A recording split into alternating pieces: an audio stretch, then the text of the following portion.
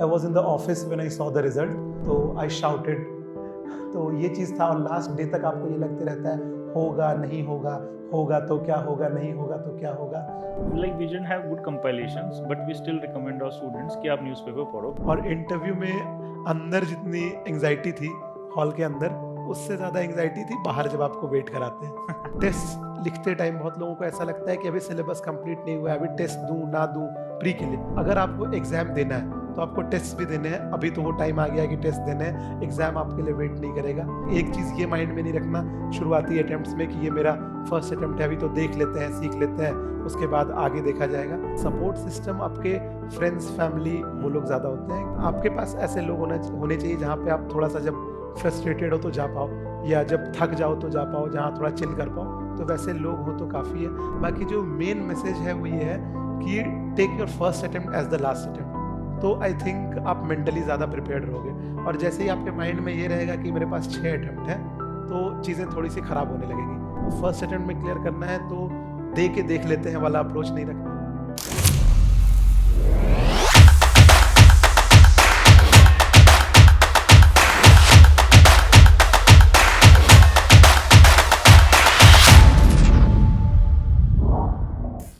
Welcome to another edition of Toppers Talk. Today we have Karan Seth, a 333 this year, and one thing I would like to share is that he has cracked this exam in his first attempt, right? So congratulations, Karan. Thank you so much sir. So, like, there is lot of things we can talk about, but I would like to know what went to your head when you saw your name in that holy PDF.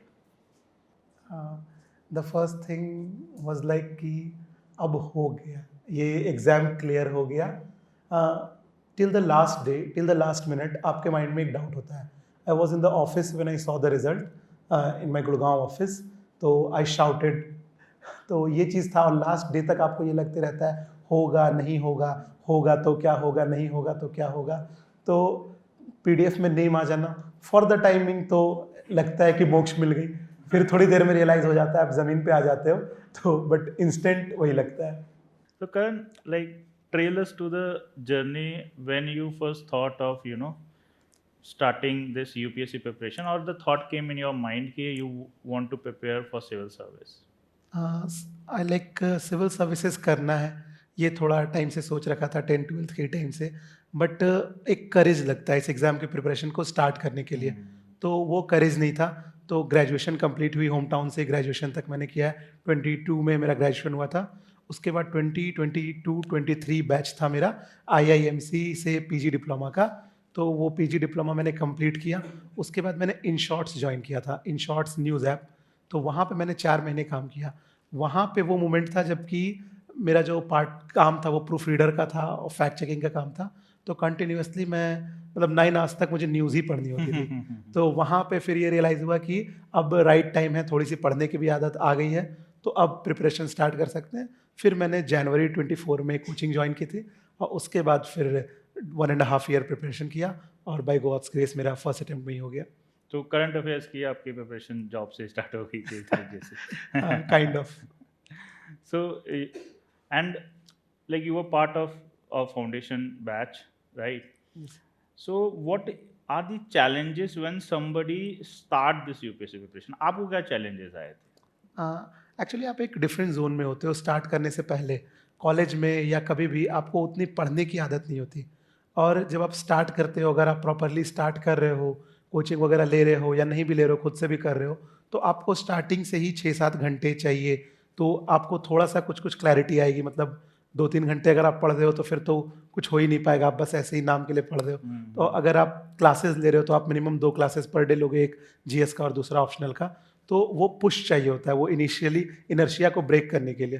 तो वो एक बार break हो जाता है तो उसके बाद फिर आपकी जर्नी थोड़ी स्मूथ हो जाती है। और अगर आप बुक से स्टार्ट करो तो थोड़ा टफ होता है, वहीं अगर आप लेक्चर से कर रहे हो तो वो कंपैरेटिवली थोड़ा इजी होता है, आपकी हैंड होल्डिंग हो जाती है। So like hand holding बहुत important है।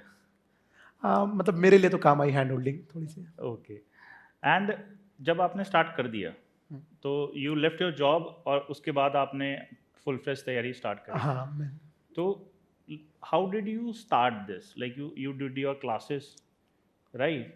सो आपका पूरा क्या रूटीन रहता था जब आप प्रिपेयर करते थे? मैंने क्लासेस से ही स्टार्ट किए थे और इनिशियली फर्स्ट मंथ में like I remember the date जिस दिन बैच स्टार्ट हुआ था, इट्स 16 जनवरी 2024। तो उस बीच में एक क्लास ही पर डे होता था मेजरली। तो उसमें टारगेट बस उतना ही होता था कि 1 क्लास पर डे, उस क्लास का रिवीजन, और उतना हो गया तो काफ़ी है। तो उस पे फोकस था। फिर 1 महीने तक आपका थोड़ा सा फ्लो भी बन जाता है इन 1 क्लासेस में। फिर जब ऑप्शनल स्टार्ट हो गया तो 2 क्लासेस पर डे हो गए। मैंने पहले कुछ नहीं पढ़ा था कि एनसीईआरटी पढ़ लेते हैं या कोई बुक पढ़ लेते हैं, वो मैंने पहले नहीं किया था। डायरेक्टली लेक्चर्स से स्टार्ट किए थे, तो वो फटीग आया नहीं था, क्योंकि खुद से करना बुक को समझ में भी कम आता है और वो दिक्कत भी ज़्यादा आती है। तो वो लेक्चर्स थोड़ा सा ईजी हो गया था उस वे में। तो उसके बाद फिर जब मैंने दोनों स्टार्ट किया तो पूरा टाइम तो ऑक्यूपाई हो जाता था। अगर आप दिन के 2 लेक्चर्स ले रहे हो, उन दोनों लेक्चर्स को रिवीजन कर रहे हो, तो ऑलमोस्ट 2.5 to 3 आवर्स उसमें चले जा रहे हैं। फिर थोड़े दिन बाद मैंने न्यूज़पेपर भी स्टार्ट कर दिया था। तो ये पूरा रूटीन यही होता था कि 3-3 घंटे के 2 लेक्चर्स और 2-3 घंटे का रिवीजन, और बाकी जो टाइम न्यूज़पेपर सेलेक्टिवली पढ़ने में लगा। आपका ऑप्शनल पीएसआईआर था। हाँ। थोड़ा बताइए कि आपने पीएसआईआर क्या सोच के लिया?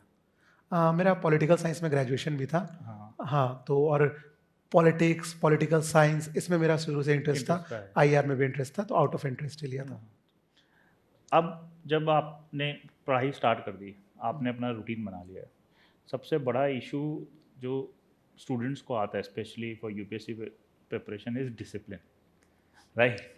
सो tell us your secret recipe of discipline, what kept you discipline for this, because इतने कम टाइम में निकालना without discipline is not possible, right?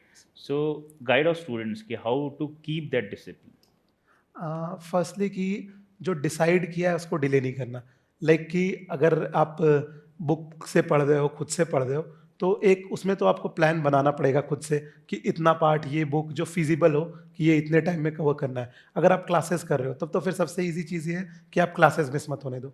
आप साथ साथ चलो, डिसिप्लिन अपने आप आ जाएगी कि अगर आपके क्लासेस मिस नहीं हो रहे, एक्यूमुलेट नहीं हो रहे, तो फिर आपकी डिसिप्लिन खुद ही रहेगी। वो क्लासेस और उन्हीं क्लासेस का रिवीजन, इन्हीं मतलब शुरू के जो 5-6 महीने हैं इस प्रिपरेशन के, मुझे लगता है वही कर लिया तो आपने बहुत कुछ कर लिया। तो वो चीज़ बहुत मतलब लोग रियलाइज़ नहीं कर पाते। लोग शायद इस चीज़ में चले जाते हैं कि ये बुक पढ़ लेते हैं, ये एड ऑन मटेरियल पढ़ लेते हैं, बट ये शायद शुरू के 6-7 महीने बाद ज़्यादा काम आएगा। बट शुरू के 6-7 महीने आपको मोमेंटम बनाने में लग जाएंगे और बेसिक्स क्लियर करने में लग जाएंगे, तो उस टाइम पे वो चीज़ हेल्प करेगी। फाउंडेशन बिल्डिंग को अच्छे से टाइम देना चाहिए, एग्जैक्टली। राइट? और लाइक डिसिप्लिन से ज़्यादा एक और डिसिप्लिन इम्पॉर्टेंट है, राइट? कंसिस्टेंसी भी इम्पॉर्टेंट है, वो डिसिप्लिन का ही पार्ट है। Sure. So how did you plan it कि कैसे आपको पूरी जर्नी अपनी आपने सोची और उससे कितनी डिफरेंट रही जर्नी आपकी? हाँ, आई थिंक मेरे स्टार्स ज़्यादा अलाइंड थे। मेरे लिए ज़्यादातर चीज़ें फेवर में रही। हाँ, तो अब उसमें जो था कंसिस्टेंसी की बात, तो ऐसा नहीं है कि आप कुछ और नहीं करे थे इस एग्ज़ाम के प्रिपरेशन के अलावा, बट ये है कि मतलब मेरा ज़्यादा रूटीन ऐसा था कि डेली ब्रेक्स लेना या डेली 2 आवर्स 3 आवर्स का रेस्ट लेना, उससे बेटर मेरा ये होता था कि 10 to 15 डेज में एक दिन का ऑलमोस्ट पूरा हाफ डे का ब्रेक होता था। तो आई थिंक वो ज़्यादा हेल्प करता है कि आप सीधा किसी दोस्त के साथ कहीं घूमने चले गए या मतलब कहीं पार्टी रेस्टोरेंट चले गए, मूवी चले गए, तो वो ज़्यादा बेटर ऑप्शन है कि आप 15 डेज में एक बार तो वो ब्रेक नहीं होता। वो फ्लो आपका अगर 15 डेज तक कॉन्टिन्यूसली चला तो उस बीच में आप काफ़ी कुछ पढ़ लोगे। फिर आप वो एक दिन आधा दिन का ब्रेक ले सकते हो, और उसको भी 2 दिन के लिए नहीं करना है। लाइक ये नहीं कि 2 दिन लगातार नहीं पढ़ा, 3 दिन लगातार नहीं पढ़ा, वो नहीं करना।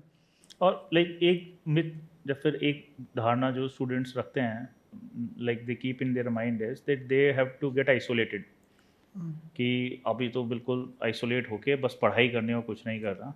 तो आपका क्या अप्रोच था इसके लिए? Were you keeping that social interactions alive? So how did you approach that thing? हाँ, नहीं, मेरे सारे सोशल इंटरेक्शंस थे, और मैं बहुत सारे मतलब मैं अपने कॉलेज के एलुमनाई मीट और मेरे कॉलेज के ज़्यादातर फ्रेंड्स जो पीजी डिप्लोमा के हैं आईआईएमसी वाले, वो दिल्ली में ही थे। तो उनके साथ किसी का भी बर्थडे है तो उसमें जाना, कोई भी पार्टी है किसी चीज़ की तो उसमें जाना, कोई कॉलेज की पार्टी है, एलुमनाई एसोसिएशन की पार्टी है तो उसमें जाना, तो सारी चीज़ें चल रही थी। हाँ, बट ऐसा नहीं है कि अब मतलब वीक के 3 दिन उसमें जा रहे हैं। किसी वीक में जनरली ये कोशिश करता था कि किसी वीक में अगर एक दिन कुछ कोई इवेंट हो गया है तो फिर उस वीक में दूसरा दिन ना हो, ये कोशिश करता था। तो बाकी हाफ डे का रेस्ट आपको एक वीक में बिल्कुल अलाउड है, आई थिंक। हाँ, मतलब रेस्ट भी इम्पोर्टेंट पार्ट है हाँ प्रिपरेशन। डेफिनेटली, अदरवाइज बहुत जल्दी फटीग आ जाएगा। और मतलब जो रिग्रेस करना है वो मैं बोलूँगा कि जब ये वाला जो टाइम है, जैसे अभी जिनको 26 अटेम्प्ट देना है, वो चाहे तो ना ले, 1 महीने कोई रेस्ट ना ले, आराम से 5 दिन का रेस्ट ले लें प्री के बाद, 1 डेढ़ महीने कोई रेस्ट ना ले, एकदम पूरा प्री के लिए लगे रहें, तो वो बेटर अप्रोच होगा ये इस पीरियड में। और ये अगर किसी को 27 का प्री देना है और वो अभी से सोचे कि बिना रेस्ट लिए 27 तक दे दूंगा, तो फटीग हो जाएगा। प्री की आपने बात करी, आपने प्री भी फर्स्ट अटेम्प्ट में निकाला है, और जहाँ तक प्री का एक्सपीरियंस है, कहने को it is an objective exam but it has become very subjective nowadays. So what was your approach to tackle the prelims? Prelims के लिए जो बेस्ट अप्रोच है वो है, एक बार फाउंडेशन जब क्लियर हो जाए, बेसिक्स आपने पढ़ लिया, उसके बाद आपको क्वेश्चंस की तरफ जाना है। लाइक आपको सेक्शनल टेस्ट लगाने हैं, वो ज़्यादा बेटर अप्रोच है प्रीलिम्स के लिए, कि टेस्ट से आपको क्लैरिटी आती है। टेस्ट लगाने हैं, उसके सॉल्यूशंस पढ़ने हैं, जो PYQ एनालिसिस अलग अलग जगह पे अपलोडेड होते हैं उसको पढ़ना है, उसको करना है, तो उससे काफ़ी ज़्यादा क्लैरिटी आती है। PYQ प्लस टेस्ट, तो प्री में टेस्ट बहुत ज़्यादा मैटर करते हैं। सो प्रैक्टिस इम्पोर्टेंट हाँ, टेस्ट प्रैक्टिस, और अल्टीमेटली मेरे प्रीलिम्स में 106 मार्क्स थे, जो कि इस बार अच्छे मार्क्स हैं। और लाइक लॉट ऑफ स्टूडेंट्स जो स्टार्ट करते हैं ना प्रैक्टिस करना प्रीलिम्स के लिए, क्योंकि प्रीलिम्स पास में भी है, स्टार्टिंग में जब उनको स्कोर नहीं आता तो they get demotivated, right? So were you oriented कि कितना स्कोर आ रहा है, या फिर you were more focused on practising? इसका तो मेरे पास बेस्ट एग्जांपल है। मैंने ऑलमोस्ट 20 FLT दिए होंगे, फुल लेंथ टेस्ट, अलग अलग कोचिंग्स के, और जो मेरे हाईएस्ट मार्क्स थे प्रीलिम्स में अक्रॉस कोचिंग्स, वो 93 मार्क्स थे। अच्छा। और जो मेरे प्रीलिम्स में मार्क्स आए वो 106 थे। तो आई थिंक इससे डिमोटिवेट बिल्कुल नहीं होना चाहिए कि क्या मार्क्स आ रहे हैं। उससे बेटर ये होना चाहिए कि FLT में तो आप ये नहीं देख सकते कि आपने सिलेबस कंप्लीट किया है नहीं किया है, बट जो सेक्शनल आप दे रहे हो, तो उसमें आपको ये फोकस करना है कि जिस सेक्शन का मैं टेस्ट दे रहा हूँ उस सेक्शन को मैं पूरा पढ़ पाया था या नहीं। मे बी कि टेस्ट के क्वेश्चन थोड़े अतरंगी हो, मे बी उस दिन आपका मतलब आपके फेवर में क्वेश्चंस ना आए हो, तो आप नहीं बना पाए, दैट्स अ डिफरेंट थिंग। मैंने उस पार्ट को पढ़ा था या नहीं पढ़ा था, रिवीजन हो पाया था या नहीं, वो एक डिफरेंट थिंग है, तो उस पे ज़्यादा फोकस होना चाहिए। और प्रीलिम्स के लिए फिर current affairs, like what was your overall approach of current affairs and specifically for prelims? Like overall approach तो मेरा ये था कि मैं न्यूज़पेपर्स पढ़ता था, एंड आई स्टिल बिलीव कि न्यूज़पेपर्स के का कोई सब्स्टिट्यूट नहीं है। आई थिंक आजकल न्यूज़पेपर्स पे थोड़ा सा कम एम्फेसिस दिया जा रहा है और कंपाइलेशंस पे ज़्यादा दिया जा रहा है, बट मैं न्यूज़पेपर पढ़ता था। इसमें मैं ये ऐड करूँगा कि प्री तो फिर भी आपका निकल जाएगा कंपाइलेशन से, कोई भी कंपाइलेशन है, बट जब आप मेंस लिखने जाओगे, और अगर आपका कोई ऐसा डायनेमिक ऑप्शनल है PSI और सोशियोलॉजी टाइप, तो आप मेंस नहीं लिख पाओगे विदाउट न्यूज़पेपर। बहुत टफ हो जाएगा आपके लिए, लिख दिया स्कोर नहीं आएंगे, क्योंकि आपको मतलब एक फ्लो होना चाहिए आपके थॉट में कि लास्ट 1 ईयर में क्या हुआ था, तो वो फ्लो जब तक आपके पास नहीं रहेगा आप मेंस का पेपर नहीं लिख पाओगे। तो इसलिए मेरा मेंस जब हुआ था तो विदाउट प्रैक्टिसिंग मच भी मैंने मेंस लिख लिया था, उसमें न्यूज़पेपर ने काफ़ी हेल्प किया था।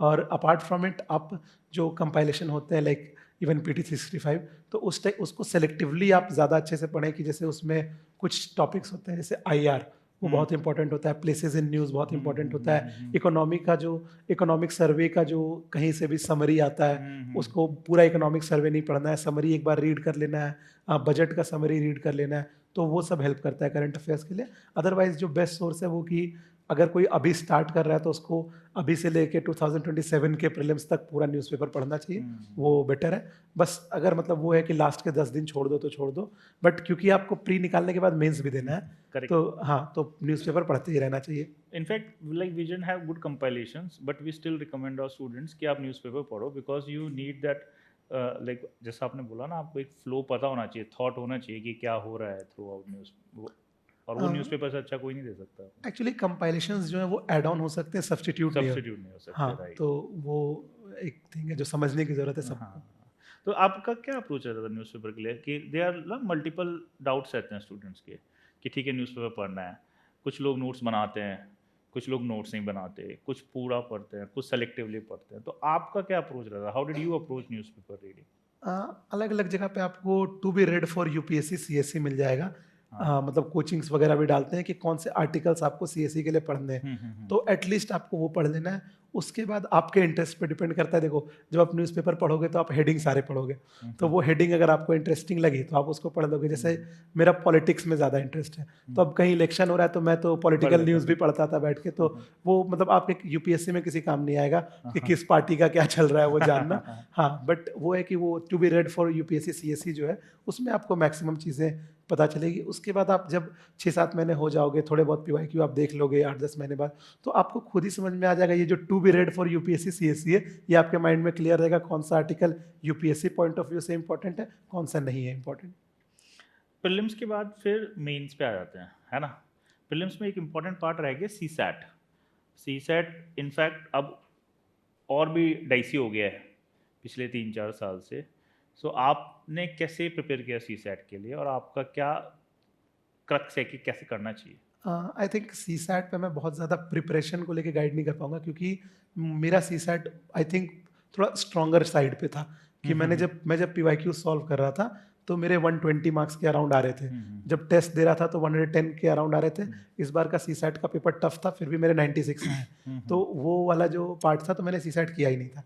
मतलब 2-3 पीवाईक्यू और वो टेस्ट दिए, और उसके बाद रियलाइज़ हो गया कि ऑलरेडी मेरा फर्स्ट अटेम्प्ट था, तो प्री के लिए ज़्यादा टाइम है नहीं जीएस के लिए। तो जब मार्क्स आ जा रहे हैं, आपको 66 लाने हैं और आपके अगर 100 मार्क्स आ जा रहे हैं, तो मैंने वो थोड़ा सा छोड़ दिया था कि अब लास्ट डे पे ही देखते हैं, क्योंकि कर भी नहीं पाता। बट अगर किसी का वीक है तो सीसैट में भी मतलब लेक्चर्स और उसमें कॉम्प्रिहेंशन पे ज़्यादा फोकस करना चाहिए, क्योंकि मैथ्स और रीजनिंग टाइम ले लेगा। सेकंड थिंग जो सीसैट में जो मेरे साथ भी होता था कि आप 80 के 80 क्वेश्चन सीसैट में सॉल्व नहीं कर सकते। आपको सीसैट में एक्यूरेसी पे फोकस करना चाहिए, और 60 एक बहुत ज़्यादा अच्छा है। 55 तक भी सॉल्व करके आपके 66 मार्क्स आ जाएंगे। तो ये सोचना ही नहीं चाहिए कि पूरे 80 बनाने हैं। दूसरा कि सीसैट में स्टक नहीं करना। मतलब एक क्वेश्चन देखा, अगर वहाँ ऐसा लग रहा है कि 1-1.5 मिनट से ज़्यादा हो गया, फर्स्ट रीडिंग में क्वेश्चन समझ नहीं आ रहा, सेकंड रीडिंग में, तो वो कोई भी पार्ट हो, मैथ्स हो, रीजनिंग हो या कॉम्प्रिहेंशन हो, आपको उसमें स्टक नहीं करना, आपको टू द नेक्स्ट क्वेश्चन में मूव करना है। अदरवाइज क्या होगा कि मे भी ऐसा हो जाए कि अगर आप 1 से बना रहे हो क्वेश्चन, तो आप 65 तक क्वेश्चन तक रीड कर पाए, और उसमें उसके बाद जो क्वेश्चन है उसमें कुछ बहुत ईजी क्वेश्चन जो आप रीड ही नहीं कर पाए। तो रीड पूरे 80 क्वेश्चन करने हैं, भले आप बनाओ 55 ही। तो उनमें से जो भी इजी लगे हाँ, वो जो भी इजी लगे, जो आपसे बन जाए उसको बना लो। करेक्ट। तो now coming to mains, so how important is answer writing and when did you start? 1-2 जब क्लासरूम में था तो क्लासरूम टेस्ट होते थे, उस टाइम टेस्ट लिखे थे 1-2, फिर वो टेस्ट भी बंद हो गए थे ड्यू टू सम डिस्ट्रप्शंस, तो टेस्ट नहीं लिख पाया। उसके बाद फिर टेस्ट सीरीज ले रखा था, पूरे साल का टेस्ट सीरीज था। बट प्री से पहले, मतलब जब आप फर्स्ट अटेम्प्ट में होते हो तो मार्च में फरवरी मार्च तक आपको लगने लगता है किसी तरह से प्री क्वालिफाई कर लो। हाँ, तो वो वाला अप्रोच आ गया था कि फिर मेंस छोड़ ही दिया था। एथिक्स के क्लासेस नहीं हुए थे, नहीं किया था। सोसाइटी के क्लासेस नहीं किया था, तो वहाँ से ही ऑप्शनल भी छोड़ दिया था कि अब कुछ नहीं करना, फरवरी से एकदम किसी तरह से प्री क्वालिफाई कर लेते हैं। तो वो अप्रोच था। तो फिर जब प्री हो गया तो मेंस के टाइम पे था कि फिर अब आंसर्स लिखेंगे। अब क्या हुआ कि इतना कुछ पढ़ने को छोड़ रखा था कि आंसर्स लिखने से पहले सिलेबस बहुत बचा हुआ था। पहले एथिक्स के क्लासेस कर लेते हैं, फिर सोसाइटी के क्लासेस कर लेते हैं। तो करते करते अल्टीमेटली जो मैं लिख पाया था, एक एस्से लिखा था मैंने, और चारों जीएस के एक एक पेपर लिखे थे। ऑप्शनल के मैं एक भी पेपर नहीं लिख पाया था, और लास्टली सीधा पेपर मेंस पे ही लिखा था। जीएस 1 में मेरे 107 के अराउंड कुछ मार्क्स हैं, एसए में 117, जीएस 2 में 125 मार्क्स, जीएस 3 में उतने अच्छे मार्क्स नहीं, 79 है, जीएस 4 में 107 मार्क्स है, और ऑप्शनल दोनों मिला के मेरे 263 मार्क्स है। तो वो भी without writing any paper. But जो था वो था कि फाउंडेशन ऑप्शनल में अच्छा था, दूसरा कि पूरा न्यूज़पेपर पढ़ रखा था, तो इसलिए वहाँ पे हेल्प काफ़ी ज़्यादा हो गई उन चीज़ों की कि मतलब पढ़ा ठीक ठाक था। सेकंड जो मेरी जो मेंटालिटी थी मेंस वाले दिन, वो ये थी कि कैसे भी पेपर कंप्लीट करना है, and I think that helped. मेरे सारे पेपर्स सारे सब्जेक्ट्स में कंप्लीट हो गए थे, और उससे मेंस में ठीक ठाक मार्क्स आ गए, 798 डिसेंट मार्क्स है, बहुत ज़्यादा अच्छे तो नहीं, बट हाँ 798 डिसेंट है। तो वो चीज़ है, अगर आपको टाइम मिल रहा है तो प्रैक्टिस करनी चाहिए, बट आंसर्स नेचुरली लिखने चाहिए, मैकेनिकल नहीं करना चाहिए। I don't believe in the theory कि आपके पास इंट्रोडक्शन रेडी होना चाहिए, कंक्लूजन रेडी होना चाहिए। कॉन्टेक्स्ट बेस्ड लिखना ज़्यादा इंपॉर्टेंट है रेडीमेड लिखने से। इस पे थोड़ा एलैबोरेट करो कि कॉन्टेक्स्ट बेस्ड कैसे लिखा जाए क्वेश्चन को। मैं एक क्वेश्चन के एग्जांपल से बताता हूँ। लाइक GS2 में इस साल एक अफ्रीका रिलेशंस पे क्वेश्चन था, टेक्नोलॉजिकल रिलेशंस पे। तो उस पे जैसे इंट्रोडक्शन है, तो एक है कि आप इंडिया अफ्रीका रिलेशंस जब पढ़ रहे हो तो एक इंट्रो बना लिए कि मेंस में इंडिया अफ्रीका अगर आ गया तो मैं यही लिख दूंगा, ठीक है। और सेकंड जो मैंने लिखा था उस क्वेश्चन में वो ये था कि recently prime minister Modi visited Namibia, Ghana, और ऐसे करके मैंने लिखा था and this major deal was signed. तो वो चीज़ लिखना है, क्योंकि खास करके GS2 या GS3 जहाँ पे डायनेमिक होता है पोर्शन, वहाँ पे अगर आप कॉन्टेक्स्ट दे रहे हो कि क्यों ये क्वेश्चन आया है तो आई थिंक मार्क्स ज़्यादा मिलेंगे। तो वो चीज़ है कि रेडीमेड से बेटर वो होगा कि, और जब आप न्यूज़पेपर कॉन्टिन्यूसली पढ़ोगे तो वो चीज़ आपके पास रेडी रहेगी। आपको पता रहेगा कि अगर इंडिया जापान रिलेशंस पे क्वेश्चन आया है तो आपके माइंड में कहीं ना कहीं रहेगा कि रिसेंटली PM विजिटेड जापान इसलिए आया है। तो ये चीज़ वो ऐसे मैंने बोल रहा हूँ कॉन्टेक्स्ट बेस्ड का। और वो एग्जामिनर को थोड़ा डिफरेंट भी लगता है देखने में ना, क्योंकि वो रटा रटाया तो सभी लिख रहे हैं वहाँ पे। हाँ करेक्ट। तो ऐसे ऐसे का टेस्ट लिखा था आपने? हाँ, एक टेस्ट लिखा था ऐसे का। ऐसे का भी एक टेस्ट लिखा हाँ। था। ऐसे के लिए क्या अप्रोच दिया? एस्से के लिए मैंने क्लासेस कुछ किए थे, और एस्से के लिए भी वो अप्रोच था ना कि मतलब जो टॉपिक आ रहा है उसके अकॉर्डिंग। जैसे मैंने जो एस्से लिखा था वो फर्स्ट वाला था, the supreme act of war is to subdue the enemy without fighting. और वो एस्से लाइक मैं खुद से इम्प्रेस था एस्से लिखने के बाद। मैंने ग्राम्स्की की हेजेमनी थ्योरी से स्टार्ट किया था और उसको मैंने उस तरह से रिलेट किया था कि द डे आपको वेपन उठाना पड़ गया उस दिन ही आपकी पावर खत्म हो गई है। सॉफ्ट पावर से उसको रिलेट किया था कि ओरिजिनल पावर जो है वो सॉफ्ट पावर होती है, और मतलब उन किसी बिना आर्म्स उठाए आपको अपने पावर को एक्सरसाइज करना है। तो ऐसे करके मैंने एक थ्योरी, PSIR की एक थ्योरी से पूरा ऐसे स्टार्ट किया था। फिर धीरे जाके मतलब लास्ट में जाके मैंने उसका एंटीडॉट लिखा था कि मतलब वो कि कभी कभी आर्म्स उठाना भी नेसेसरी होता है। वहाँ पे ऑपरेशन सिंदूर का एग्जाम्पल, रामायण महाभारत का एग्जाम्पल। तो अगर आप अपने ऐसे में चीज़ों को ठीक से फिट कर पा रहे हो कॉन्टेक्स्ट के साथ, तो आई थिंक ऐसे में ठीक ठाक नंबर मिल जाएंगे। दूसरा जो एक चीज़ था कि मैंने ऐसे में बार बार टॉपिक को लिखा था, रीएम्फेसाइज किया था, लाइक कि this is why it must be said that the supreme act of war is to subdue the enemy without fighting. पैरा वॉइस ही लिखा था, उसमें कोई सब हेडिंग्स मैंने नहीं दिए थे, ऐसे में कंटिन्यूटी रखी थी पूरी। बट वो जो सेम जो टॉपिक था उसको मल्टीपल टाइम्स लिखे थे, हर 2 पेज पे। लाइक अगर 12 पेज का ऐसे लिखा है तो हर 2 पेज पे एटलीस्ट एक बार टॉपिक का नाम जरूर लिखना हो, वो भी लाइक डबल इन्वर्टेड कॉमा में। और वो की है कि आप टॉपिक को रीइंफोसिस कर रहे हो ऐसे हाँ। के अंदर, राइट। सो लाइक एथिक्स के लिए कुछ स्पेशल किया आपने? एक वो है ऑप्शनल ऐसे एथिक्स, आप इनमें बहुत अच्छा कर लो। तो आपकी भी कुछ ऐसे एक स्ट्रैटेजी थी? क्या स्ट्रैटेजी थी? मेंस में मार्क्स लिया क्या नहीं? एक्चुअली मेरी जो स्ट्रैटेजी थी वो ये था, मैंने बताया ना, पेपर कंप्लीट करना। तो मेरी ये थी कि एवरेज सब में लाने हैं, और अल्टीमेटली वही हुआ।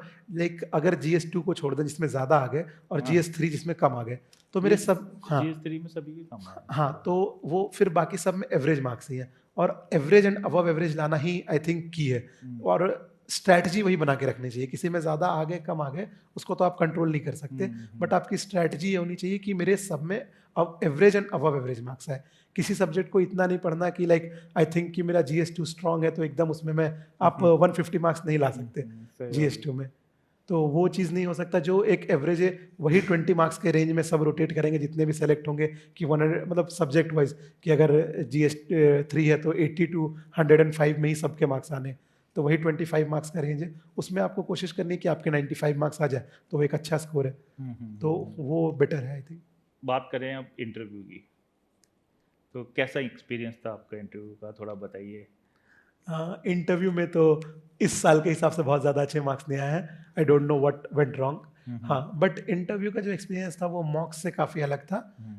वही जो सब बताते हैं कि it was like a conversation, और बहुत क्लोज रूम कन्वर्सेशन, बहुत क्लोजली बैठे रहते हैं आप। और इंटरव्यू में अंदर जितनी एंग्जाइटी थी हॉल के अंदर, उससे ज़्यादा एंग्जाइटी थी बाहर जब आपको वेट कराते हैं। तो वो वाला पीरियड थोड़ा सा ज़्यादा टफ होता है जब लाइक पिछला कैंडिडेट अंदर है और आप 20 मिनट्स बाहर वेट कर रहे हो, तो वो टफ होता है। एक बार अंदर जाने के बाद फिर तुरंत 25 मिनट का इंटरव्यू था, तुरंत निकल गया था, वो आपको बहुत ज़्यादा समझ नहीं आता। दूसरा कि आपके डैफ के जो मेरा इंटरव्यू था, मुझे ऐसा लगा कि 3-4 पॉइंट्स को एक साथ कनेक्ट करके पूछा जा रहा था। लाइक कि मेरे डैफ में IR था और मैं झारखंड से हूँ, तो मेरे से क्वेश्चन ऐसा था कि इंडिया EU ट्रेड डील के झारखंड के लिए क्या बेनिफिट्स हैं। तो वो चीज़ थी इंटरव्यू में, 2-3 पॉइंट पे ऐसा लगा मुझे कि आपके डेफ से ही इंस्पायर्ड है चीज़ें, लेकिन 3-4 चीज़ों को कनेक्ट करके, और इंटरव्यू भी कॉम्प्लेक्स था। तो ऐसा। तो लाइक इंटरव्यू से निकलते सबसे पहला थॉट क्या है, क्या फीलिंग थी वो? हाँ, सबसे पहला तो ये था कि लाइक फिलहाल के लिए अभी ये एग्ज़ाम ख़त्म हुआ। हाँ, क्योंकि इंटरव्यू तक आप थोड़ा तो एंग्शियस रहते हो, और इंटरव्यू के बाद आपको थोड़ा फ्री टाइप लगता है, तो वो चीज़ थी। दूसरा कि उस टाइम पे जैसे मार्क्स मेरे 173 थे, बट उस टाइम पे मुझे कुछ ज़्यादा रियलाइज़ नहीं हुआ था कि कुछ ज़्यादा गलत हो गया है, गड़बड़ हो गया है। तो उस टाइम तक ऐसा कुछ नहीं था कि एकदम ये अंदर से कुछ आ रहा है कि नहीं, मुझे कम मार्क्स आ जाएँगे या कुछ होगा। मैं average and above average interview लग रहा था मुझे, कोई बहुत एक्स्ट्रा ऑर्डिनरी इंटरव्यू भी नहीं था। हाँ, बट ठीक था, मैं रिलैक्स्ड काफ़ी था निकलने के बाद, क्योंकि अब ये सबसे मेन पार्ट था कि एग्ज़ाम ख़त्म हुआ। बिकॉज़ एग्ज़ाम आप 25 मई को प्री हुआ है, तब से आप एग्ज़ाम ही दे रहे हो, और इंटरव्यू मेरा 20 फ़ेब को था, उस दिन तक आप एग्ज़ाम ही दे रहे हो। Karan, like you have done it in a very short span. In fact आपने फर्स्ट अटेम्प्ट में क्लियर किया है, और जितने टाइम में आपने क्लियर किया है उतने टाइम में तो लोगों को क्लैरिटी आती है कि अब हमें क्या पढ़ना चाहिए इसके लिए, correct? So what is your secret recipe? क्या रेसिपी बताओगे आप? 1.5 साल के अंदर आपने पेपर क्रैक कर लिया फर्स्ट अटेम्प्ट में, तो व्हाट इज़ योर सीक्रेट?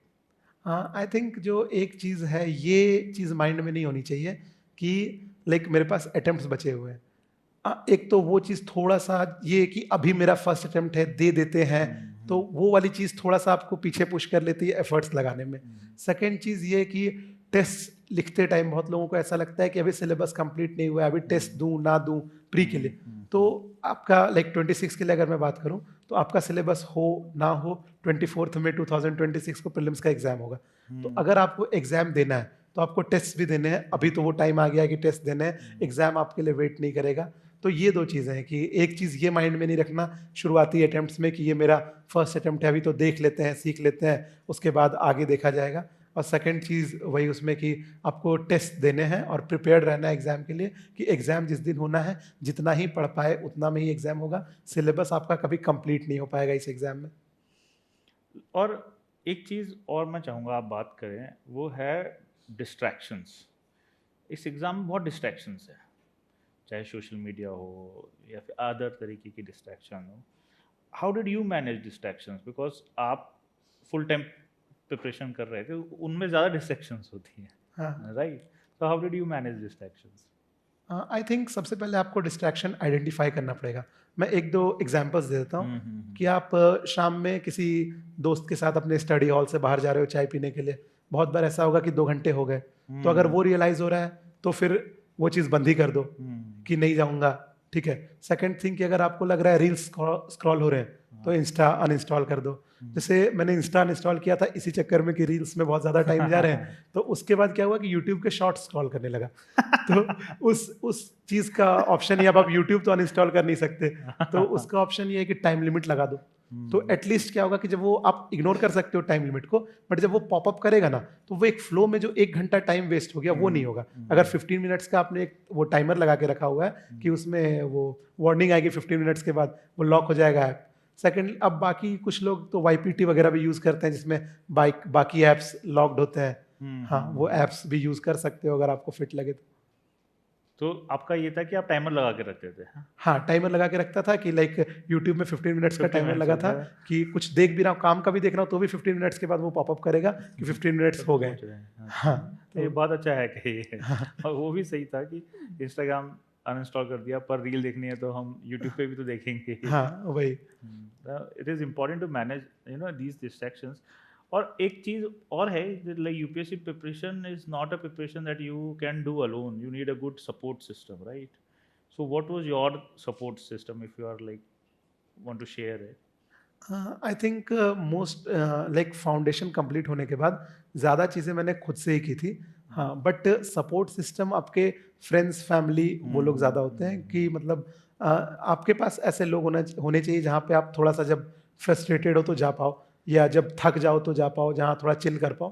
तो वैसे लोग हो तो काफ़ी है। अगर आपसे खुद से प्लानिंग नहीं हो रही, तो फिर तो आपको, अगर कोई किसी को आप जानते हो जो इस प्रिपरेशन में हो, तो उसकी हेल्प ले सकते हो या अपने फ्रेंड्स की हेल्प ले सकते हो। और सेकेंडली आपके प्लान्स रेडी होने चाहिए।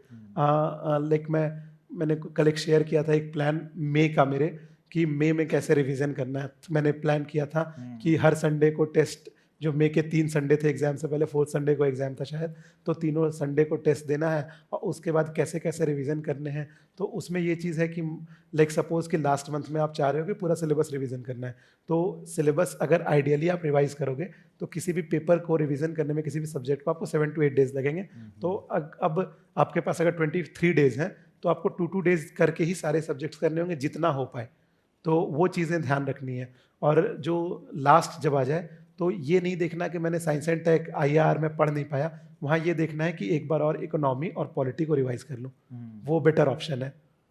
और लाइक ये प्रिपरेशन जो है, like for lot of people is very wrong preparation, you did it in very short manner, but family also plays an important role, right?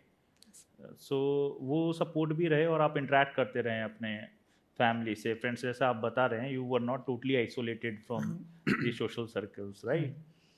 अब what is the message that you would like to give to somebody who is thinking कि अब मुझे first attempt में clear करना है paper? Like I think जितनी भी चीज़ें मैंने पहले बताई, सारे मेरे तो सारे आइडियाज़ फर्स्ट अटेम्प्ट वाले ही थे। बाकी जो मेन मैसेज है वो ये है कि take your first attempt as the last attempt. तो आई थिंक आप मेंटली ज़्यादा प्रिपेयर्ड रहोगे, और जैसे ही आपके माइंड में ये रहेगा कि मेरे पास 6 अटेम्प्ट हैं, तो चीज़ें थोड़ी सी ख़राब होने लगेंगी। तो और दूसरा कि फर्स्ट अटेम्प्ट में क्लियर करना है तो दे के देख लेते हैं वाला अप्रोच नहीं रखना है। मतलब कि आप फुल टाइम अगर प्रिपेयर किए हो तो ही आप दे सकते हो, अदरवाइज कि आज कॉलेज ख़त्म हुआ और कॉलेज के बाद 8 महीने बचे हैं प्रीलिम्स में, तो 8 महीने में मुझे नहीं लगता कि प्रिपरेशन हो पाएगी। तो आइडियली वही जो 13-14 मंथ्स लगते हैं उतना टाइम आपको प्रीलिम्स से पहले देना है, कि मतलब नेक्स्ट ईयर के लिए आपको जनवरी टू मार्च में स्टार्ट कर देना है मिनिमम। बहुत पहले भी स्टार्ट नहीं करना। मुझे पर्सनली ये पसंद नहीं है कि आप कॉलेज के फर्स्ट ईयर में हो, सेकेंड ईयर में हो और आप प्रिपरेशन कर रहे हो। आई थिंक ग्रेजुएशन के बाद स्टार्ट करना ज़्यादा ज़रूरी है। मैंने तो PG डिप्लोमा के बाद किया था, तो वो बेटर अप्रोच है।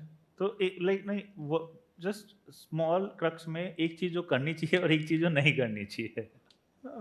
एक आपने बता दिया कि don't take it as you have 6 attempt, take it as कि you have this is your last attempt. हाँ, और क्या नहीं करना चाहिए? क्या नहीं करना चाहिए, अब ये तो सोचना पड़ेगा। हाँ, क्या नहीं करना चाहिए। हाँ, वही है कि मतलब एक जो चीज़ है कि ना तो मतलब किसी भी एक चीज़ में स्टक नहीं रहना चाहिए। और एक और पार्ट है कि बहुत बार ऐसा होता है कि आपको किसी सब्जेक्ट में लग रहा है कि क्लैरिटी नहीं हो पा रही। मेरे साथ हुआ था इन्वायरमेंट एंड इकोलॉजी में कि क्लैरिटी नहीं हो पा रही। तो मैं ऐसा इसमें ये मैं अप्रोच दूंगा कि लाइक अगर टाइम है तो अगले 10 दिन पूरा उस सब्जेक्ट को किल करने में लगा दो। अच्छा। हाँ, कि मैं उस सब्जेक्ट में क्लैरिटी लेके ही रहूंगा जहां से मिले। हाँ, अगर क्लैरिटी नहीं, लाइक बहुत लोगों को इकोनॉमिक्स में ये प्रॉब्लम होती है कि क्लैरिटी नहीं मिली। मेरे साथ इन्वायरमेंट एंड इकोलॉजी में हुई थी। तो मैंने क्या किया, मैंने लेक्चर्स देखे, मैंने 8 से 9 दिन में 800 पेज की PMFI बुक पूरी पढ़ डाली। उसके अलावा कुछ नहीं किया था। और एक बार जब वो बुक पढ़ ली, बहुत अच्छी बुक है, तो वो बुक पढ़ने के बाद फिर पूरी क्लैरिटी आ गई। फिर वो जो डर था कि क्योंकि इस साल उतने क्वेश्चंस नहीं आए थे 25 में, बट 24 तक 16-17 क्वेश्चंस आ रहे थे इन्वायरमेंट इकोलॉजी से। तो वो एक डर बन गया था, वो लास्ट तक आ गया था। जनवरी में मैंने ये काम किया था, या फरवरी में आई थिंक, कि मैंने 10-12 दिन दिए पूरे इन्वायरमेंट एंड इकोलॉजी को। और फिर वो सब्जेक्ट पे मैं इतना हो गया था कि अब अगर 17-18 आ रहे हैं तो 10-12 बन जा रहे हैं। तो करण, लाइक ये journey is very rigorous journey, mental load बहुत रहता है इस जर्नी का। तो how did you manage that mental load and stress? I think उसका जो मैंने बहुत जगह पे बोला कि उसका ये आइडिया है कि आपको पहले दिन जब प्रिपरेशन स्टार्ट किया है तो आपके माइंड में ये नहीं होना चाहिए कि I am an IAS officer to be. वो बहुत आपको लोड देगा जब एग्जाम में सिलेक्शन नहीं होगा तो। और पहली दूसरी चीज़ ये कि बहुत ज़्यादा बता के प्रिपरेशन नहीं करनी कि I am preparing for this exam. उससे आपको एक्सटर्नल प्रेशर बहुत मिलता है, तो वो नहीं करना। तो ये करना है कि जो आपका मतलब फर्स्ट टारगेट है वो होना चाहिए फाउंडेशन कंप्लीट करना शुरू के 6-7 महीने। उसके बाद फिर आपका ये होना चाहिए कि प्री क्लियर करना। सेकंड टारगेट अगर आप फर्स्ट अटेम्प्ट में देख रहे हो तो कि किसी तरह से प्री क्लियर हो जाए। फिर थर्ड टारगेट की मेंस क्लियर करना कि इंटरव्यू के लिए कॉल आ जाए। और फिर लास्ट टारगेट ये होना चाहिए कि लिस्ट में नाम आ जाए। उसके अलावा आप एक्सपेक्ट नहीं कर सकते कि आपकी रैंक 1 आएगी या रैंक 958 आएगी। तो ऐसे पार्ट बाय पार्ट चलोगे तो वो ज़्यादा बेटर अप्रोच होगा। मतलब पूरी जर्नी को पार्ट्स में ब्रेक करके उस पार्ट पे फोकस करना है। हाँ, उससे स्ट्रेस कम रहेगा। हाँ, मुझे तो ये लगता है पर्सनली। तो पर आपको आया था फिर भी किसी चीज़ का स्ट्रेस आते होंगे, ऐसे तो नहीं है हाँ, आता? लास्ट में हाउ थोड़ा did you manage that? Last में थोड़ा ज़्यादा स्ट्रेस, देखिए कुछ ज़्यादा आप कर नहीं सकते, मतलब इन जनरल आपको स्ट्रेस उन चीज़ों का होता है जो आपके हाथ में नहीं होती। हाँ, तो वो वही है कि उसको अवॉइड करो, फोकस्ड रहना है जो कर सकते हो उस पे। तो मेरा यही था कि मतलब अगर आपको स्ट्रेस आ रहा है कि सिलेक्शन नहीं होगा, तो भी आपको बस जितना आप पढ़ पा रहे हो मैक्स टू मैक्स, उस पे फोकस रहना है कि उतना पढ़ लें। सिलेक्शन होना या नहीं होना, ये आपके हाथ में नहीं है। मे बी कि अगर मतलब जो लोग इंटरव्यू तक गए थे मेरे फ्रेंड्स, जिनका फाइनल लिस्ट में नहीं हुआ, तो उनके मेरे से 10 मार्क्स 15 मार्क्स कम होंगे, तो मेरे भी 10 मार्क्स कम हो सकते थे, सिलेक्शन नहीं हो सकता था। तो उस पार्ट के लिए बहुत ज़्यादा परेशान होने से कोई फ़ायदा नहीं है, और हर चीज़ के लिए थोड़ा सा मेंटली प्रिपेयर्ड रहना चाहिए कि प्री नहीं हुआ, अगर प्री के बाद है तो ऐसे प्री के दिन तो पता चल जाता है कि प्री हो रहा है नहीं हो रहा है, सही बात। और इस बार तो और क्लैरिटी आ जाएगी क्योंकि आंसर किया जाएगा। हाँ, तो वो चीज़ तो आपको प्री के दिन पता रहेगा। उससे पहले ये मेंटल क्लैरिटी होनी चाहिए कि नहीं हुआ तो कोई बात नहीं, अगर अगला अटेम्प्ट देना है तो उसके लिए अच्छे से करेंगे, वो होना चाहिए। मतलब कि आपको वर्स्ट के लिए प्रिपेयर्ड रहना चाहिए हर स्टेज पे। मेंस में भी, मेंस के रिजल्ट से पहले भी ये प्रिपेयर्ड होना चाहिए कि नहीं हो पाएगा तो क्या करना है, और फाइनल रिजल्ट से पहले भी प्रिपेयर्ड रहना चाहिए। Prepared, you know कि hope for the best or prepared for the worst. Exactly. Hope for the best and prepare for the worst. Worst. Great. So, like before we end this, I would like you all to ask your questions if you have questions for him. The issue with most UPSC aspirants is not effort, it is foundation. A strong foundation means three things. Learn in the right sequence so subjects reinforce each other. Apply early through answer writing and testing. Correct continuously through proper diagnosis and feedback. This is what the GS Foundation course at Vision IAS is built around. Connected GS coverage, not isolated subjects. Early writing and testing, not last-minute panic. Diagnostic test analysis with clear corrective steps. Current affairs organized into usable themes for prelims and mains. Regular mentorship to prevent drift. Effort is common, structure is rare. If you are serious about UPSC, start by getting the foundation right. Upcoming classroom batches: Karol Bagh 9 March 11 am, 13 March 8 am and 24th March 5 pm. And GTB Nagar batches for English 17 March 8 am, 25 March 6 pm. And for Hindi 16 March 11 am. For more details, visit our website or call us on the given numbers. Sir, good evening, sir. Sir, actually, mostly every aspirant takes at least 2 to 3 years just to understand this exam, like what I observed in ORN. And what made you to understand this exam earlier and clear it in the very first attempt? And also, my second question is, sir, everyone need a right guidance in this exam. Without right guidance, even though you study for a lot, like it will be like not up to the point. So, who was your right guide, and like how to find a good guidance in this exam? I think कि like understanding this exam is not that tough. 1 or 2 experiences can teach you many things. Like even this podcast can teach you many things. तो understanding this exam is not that tough until unless कि आप बहुत सारे लोगों को सुन रहे हो और कंफ्यूज कर जा रहे हो। तो I think apart from planning एक स्टार्ट लेना ज़रूरी है टू अंडरस्टैंड दिस एग्जाम। अगर आप खुद स्टार्ट ले लिए हो, जो जो मतलब चीज़ें जो बेसिक्स होती हैं, कुछ एक्स्ट्रा ऑर्डिनरी नहीं, उसको आप कंप्लीट करते जा रहे हो, तो धीरे धीरे आपको खुद ही क्लैरिटी आ जाएगी। तो वो एक फैक्टर है। Second question was Like about the guidance, sir. About the right guidance. तो देखो, like most of us don't know someone personally who has cleared this exam. तो जो भी आपको मतलब कुछ चीज़ों को बस अवॉइड करना है, जो लॉजिकल लग रही हैं वो चीज़ें करनी है। मतलब ये नहीं कि अगर आपको कहीं पे 500 पेजेस का नया नोट्स दिख गया तो उसको पिक कर लेना है। जो आपने स्टार्टिंग से किया है उस पर फोकस्ड रहना है, क्योंकि वो आपने कुछ सोच समझ के किया होगा। सेकेंडली, अगर आप टेस्ट दे रहे हो, मार्क्स नहीं आ रहे, तब कोई चेंजेस लाने हैं, अदरवाइज थोड़ा सा कंटिन्यू करना है। तो वो, और एंड थर्डली मतलब अब तो आपको यूट्यूब और अदर सोर्सेज से आपको काफ़ी गाइडेंस मिल जाएगी कि आपको पूरा का पूरा जर्नी पता चल जाएगा कि क्या करना है। आई थिंक क्या करना है is almost well known to everyone, but वही चीज़, वही क्या करना है, वही हो नहीं पा रहा सबसे, बिकॉज वही बहुत बड़ा है, वही 1.5-2 साल का है। बट अगर उसको आपने 1.5-2 साल में सही से कर लिया तो वो हो जाएगा। सेकेंडली कि टाइम ज़्यादा इसलिए लगने लगता है बाद में कि ये एग्ज़ाम का सिलेबस एक्सपैंड कर रहा है विथ एवरी पासिंग डे। तो इट्स लाइक कि स्प्रिंट करके अगर आपने कंप्लीट कर लिया 1.5 ईयर्स में तो हो गया। अगर आप थोड़ा स्लो वॉक कर रहे हो तो जब तक आप वॉक कर रहे हो उतनी देर में सिलेबस एक्सपैंड कर गया। तो वो एक प्रॉब्लम है, इसलिए टाइम ज़्यादा लग जाता है. Sir, firstly, many congratulations on your phenomenal success. So my question is that what was your strategy for revision? Like for revision I did not make any short notes. अगर आप lectures से कर रहे हो तो वो ऑलरेडी काफ़ी short है, मतलब टीचर ने उसको शॉर्ट करके ही लेक्चर्स में डाला है. तो और मुझे लगता है कि नोट मेकिंग थोड़ा टाइम टेकिंग होता है, मेरा पर्सनल जो इसमें है एक्सपीरियंस. तो इतनी बार रिवीजन करनी है अपने स्टैटिक नोट्स को कि फोटोग्राफिक मेमोरी बन जाए, आपको ये याद हो जाए कि उस नोटबुक के किस कोने पे कौन से पैराग्राफ में ये चीज़ लिखी हुई थी. तो like multiple times revising the same notes, वो ज़्यादा बेटर अप्रोच है कि एक बार बना लिया नोट्स, उसको शॉर्ट एंड कर रहे हैं, फिर उससे शॉर्ट एंड कर रहे हैं, फिर उससे शॉर्ट एंड कर रहे हैं, और फिर जब आप मेंस लिख रहे हो तो थोड़ा सा इधर उधर कुछ आ गया तो आपको आ ही नहीं रहा. तो उससे बेटर है कि मतलब मुझे पर्सनली ऐसा लगता है कि सेम नोट्स को मल्टीपल टाइम्स रिवीजन करना. और उसके बाद एग्जाम से पहले ये नहीं सोचना कि मैंने लास्ट टाइम इकोनॉमी 10 दिन पहले पढ़ी थी. आपने अगर उसको मल्टीपल टाइम्स रिवाइज किया तो 10 दिन पहले पढ़ी हुई भी इकोनॉमी आपको याद रहेगी. Sir, I would appreciate if you briefly share the qualities that made you succeed in the first attempt and the key mistakes that we should avoid.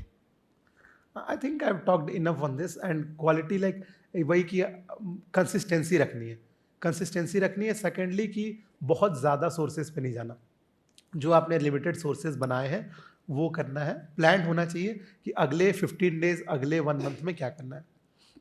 Thank you, sir. A very good evening to you all. I just want to ask you, what is the role of topper answer in your preparation? Actually UPSC कोई model answer की देता नहीं है, तो toppers answer इसलिए help करते हैं कि मान लो किसी ने अच्छा स्कोर लाया है किसी सब्जेक्ट में, तो आप उसको रेफरेंस पॉइंट मान सकते हो. उसमें एक चीज़ थोड़ा सा ये ध्यान रखना है कि लाइक मेरे साथ भी ये हुआ था कि लाइक मैं या कोई भी है जो 3rd अटेम्प्ट में टॉप किया उसने, ठीक है, उसने 2 साल पहले कोई आंसर लिखी थी. तो टॉपर्स आंसर देखने से पहले डेट ज़रूर देखना है कि लाइक कि अगर मेरी कोई पेपर देख रहे हो आप तो वो जुलाई अगस्त 2025 की है तो बेटर है, क्योंकि मैंने अगस्त में लिखा था पेपर. अगर मेरी कोई पेपर आपको मिल रही है जुलाई 2024 की तो मे भी उससे आप रिलेट ना कर पाओ, मैंने वो आंसर नहीं लिखा होगा 1 साल बाद एग्जाम में. तो इस चीज़ को बहुत ज़्यादा ध्यान में रखनी है कि आप जब टॉपर्स आंसर की देख रहे हो तो उसमें डेट होता है, आप उस डेट को ज़रूर देखो कि वो किस दिन लिखा हुआ टेस्ट है. Congratulations, sir. My question is like when we start preparing this exam, like after motivation and all, okay, I will clear the exam. But during preparation, this exam feels so heavy, so tough, and in that process, many people give up. So, what made you feel so confident about the exam that yeah, I will clear this exam and all? This is a very basic question, but I think this is a very common question. I think कि जब first attempt तक ये feeling कम आती है, second third attempt से ये वाली feeling ज़्यादा आती है, क्योंकि आई नो पीपल जिन्होंने हर अटेम्प्ट पे क्लियर किया, लाइक फर्स्ट में हुआ है उनको भी जानता, 3rd 4th 5th 6th वालों को भी जानता हूँ. तो ये फर्स्ट अटेम्प्ट में थोड़ी कम आती है, इसलिए मुझे नहीं आई थी. बट सेकेंडली अगर आपको होप्स है तो आपको ये कम आएगा गिव अप करने का. लाइक अगर आपके टेस्ट में या जो प्रीलिम्स आपने दिया था उसमें अगर 92 कट ऑफ है और आपके मार्क्स 80 आए थे तो आपके पास होप्स है. बट अगर आपके मार्क्स 40 आए थे तो थोड़ा सा आपको ज़्यादा लगेगा गिव अप करने का. तो दूसरा एक पॉइंट ये भी है कि आई थिंक कि अगर आपको ये लग रहा है कि एग्ज़ाम नहीं हो पा रहा तो एक एग्जिट प्लान रेडी होना चाहिए. अगर आपके पास एग्जिट प्लान नहीं है तो आप स्टक कर जाओगे इस एग्ज़ाम में, इस लूप में स्टक कर जाओगे, तो वो चीज़ भी थोड़ी अवॉइड करनी है. Okay. So the continuing with the same question that you said that it requires consistency. So my question is, what made us consistent? Yeah, what made you consistent for this like preparation? I think the stakes if they are high तो आप खुद ही consistent हो जाते हो. आप job छोड़ के आए हो अगर, या one thing is that time value of money, कि आप जो अपना टाइम इन्वेस्ट कर रहे हो उसकी बहुत ज़्यादा वैल्यू होती है. आप अपना वो 22 to 25, 26, 27 वाला एज यहाँ इन्वेस्ट कर रहे हो, वो आपके लाइफ का मोस्ट प्रोडक्टिव स्टेज होता है. तो वो चीज़ अगर आपके माइंड में रहेगी तो कुछ और करने से पहले वो थॉट एक बार आएगा, तो वो आई थिंक ज़्यादा हेल्प करता है कंसिस्टेंसी में. सेकेंडली कि एक जो तरीका, ये तो थियोरेटिकल बात हो गई, तरीका ये है कि आप जहाँ पे बैठ के पढ़ते हो, अगर कोई स्टडी हॉल है, लाइब्रेरी है, तो वहाँ चले जाओ. अगर आपको मतलब कंसिस्टेंटली आप नहीं पढ़ पा रहे हो, रूम से उठ के वहाँ चले जाओ. एक वो पहला स्टेप आपने क्रॉस कर लिया. वहाँ पढ़ाई हो पाए ना हो पाए, बट वहाँ पे चले जाओ. तो एक ये मेरा था कि मैं ये करता था कि पहले उठ के वहाँ चला गया. सेकेंडली जिस टाइम मन नहीं कर रहा पढ़ने का, उस टाइम अगर कुछ देखने को है यूट्यूब या कहीं और से कुछ भी इस एग्जाम से रिलेटेड आपको देखना है, कोई लेक्चर देखना है, कोई टॉपिक देखना है, तो वो वीडियोस वॉच करो। तो जिस टाइम मन नहीं लग रहा है उस टाइम वो करने से आई थिंक थोड़ी हेल्प होती है और फिर धीरे धीरे कंसिस्टेंसी आ जाती है। Thank you. Good evening, sir. Good evening. Congratulations, sir. Thank you. Sir, I have been in this preparation since September 25, 2025. From that, now I am facing lots of issue in regarding this time management. In early days, I did not have this issue, but now I am facing lot of time management because I have to attend this foundation also, and I have to attend my optional also in online. That's why I'm facing lots of time management, and I read some 2-3 hours daily, and not including excluding these classes. But I feel like it's not enough. In my heart that I did not read well. I'm not in right direction, sir. So regarding this issue, what Are do you you suggest? attempting this year or next year? No, sir, not this year, 27. I think you have enough time and I think there are some things which are not in our hand. अगर आपके classes चल रहे हैं like आप दिन 24 से 48 घंटे का नहीं कर सकते, उसमें से जो मैक्स टू मैक्स आप बहुत पुश करोगे तो आप 11-12 घंटे पढ़ सकते हो, वो भी थोड़ा सा मतलब 10 is I think at max वाला आइडियल। किसी टाइम पे कभी कुछ ज़्यादा कवर करना है तो आप 11-12 तक जा सकते हो। तो अगर आप उतना कर ले रहे हो तो उतने में जितना हो पा रहा है, अगर आप क्लासेस कर रहे हो और उस क्लासेस का रिवीजन करके, और मैं न्यूज़पेपर पढ़ता था, मैं भी उतना ही करता था स्टार्टिंग में, तो थोड़े दिन बाद जब आपके धीरे धीरे क्लासेस, आपका तो बहुत अभी टाइम है, नेक्स्ट 14 मंथ्स में आपके नेक्स्ट 5-6 मंथ्स में क्लासेस खत्म हो जाएंगे, तो आपके पास इनफ टाइम रहेगा कि आप उसको रिवाइज कर लो और आप वो एग्ज़ाम क्लियर कर लो। मुझे पर्सनली ऐसा लगता है। तो उस चीज़ पे परेशान होने का कुछ नहीं है कि मेरा हो नहीं पा रहा। सेकेंडली कि अगर ट्रैवल टाइम बहुत ज़्यादा जा रहा है, ऐसा कुछ दिक्कत आ रहा है, तो फिर क्लासेस अगर ऑनलाइन स्विच हो पाए तो उसको ऑनलाइन कर लो। ऑनलाइन में मैं ये सजेस्ट करूँगा कि क्लासेस 1x पे करिए। जो भी लोग ऑनलाइन क्लासेस कर रहे हैं 2x पे करके आपको देख के क्लासेस ख़त्म नहीं करने हैं। तो अगर आप 1x पे करोगे ऑनलाइन में क्लासेस तो आई थिंक वो ज़्यादा हेल्पफुल रहेगी, टीचर की भी नेचुरल स्पीड रहेगी और आपकी अंडरस्टैंडिंग की भी नेचुरल स्पीड रहेगी। अगर कुछ आउट ऑफ कॉन्टेक्स्ट बात हो रही है क्लास में तो आप उसको स्किप कर सकते हो, 2x पे कर सकते हो, बट अदरवाइज 1x पे ऑनलाइन में आप देख सकते हो। और जैसा आपने बोला कि आपको टाइम नहीं मिल पा रहा है, तो वो बहुत ज़्यादा मिल नहीं पाएगा। अगर आप 2 क्लासेस कर रहे हो दिन के तो उसके अलावा 3-4 घंटे ही हैं जो आपके पास बचे हैं, तो जितना हो पा रहा है उतना ही हो पाएगा। और बट आपके पास टाइम है, क्लासेस ख़त्म होने के बाद आप जब दोबारा बुक उठाओगे तो आपको लगेगा आपको चीज़ें पता है, अगर आपने क्लासेस वाली चीज़ें उस दिन सेम डे रिविज़न की हैं तो। Okay, thank you, sir. So Karan, I would just ask you this one last question. So there's a saying about this UPSC preparation that if you were the same person who came to this preparation and going out, then you did not do it right. So what is that one thing that this preparation has changed about you? I think this everything which I shared here in last 1 hour is the thing which I learned from this preparation. I did not know everything before I started this preparation. So like it taught me a lot of things. So and apart from the subjects, about life also, that this was the experience from this exam. Thank you, Karan, for guiding our experience, and once again, congratulations. Thank you so much. Please, Sir, one last. right off. You have one more question? Yeah, Yes, please sir. go on. Sir, what was your exact approach on mains and main specific notes? And also, what is your view on mains getting ready before prelims so that we can cover mains well? It depends on how much time you have. Like if you are not confident on prelims, then I think there is no point on getting mains ready before prelims. If you are confident enough on prelims, like yeah, आप stretch mains को like some people are suggesting कि अभी मार्च तक भी mains को लेके जाओ, but अगर आप अल्टीमेटली प्रीलिम्स क्लियर नहीं करते हो तो आपके लिए बहुत प्रॉब्लम होगी आगे की अटेम्प्ट्स में। मुझे लगता है कि प्रीलिम्स क्लियर करके आपका इस एग्ज़ाम को पर्सपेक्टिव बहुत चेंज हो जाता है। आप जितने स्टेजेस इस एग्ज़ाम में क्लियर करते जाओगे आपकी पर्सपेक्टिव उतनी चेंज होती जाएगी। अगर आप एक अटेम्प्ट में प्री नहीं किए, 2 अटेम्प्ट में प्री नहीं किए, आपको बहुत स्टक लगने लगेगा। बट अगर आप एक अटेम्प्ट में प्री कर लिए, मेंस नहीं कर पाए, आपको ऑलरेडी लगेगा कि मैं टॉप 14,000 में हूँ। तो वो वाली फीलिंग के लिए मुझे ऐसा लगता है कि मेंस रेडी से मतलब अगर आप कर पा रहे हो तो बहुत अच्छा है। अगर उतना टाइम आपको अलाउ हुआ था कि आप मेंस रेडी हो गए थे दिसंबर जनवरी फरवरी तक, तो बहुत अच्छा है। अदरवाइज कि फरवरी से तो आपको मूव कर जाना है प्रीलिम्स पे और फुल टाइम प्रीलिम्स पे देना है। Yes, sir.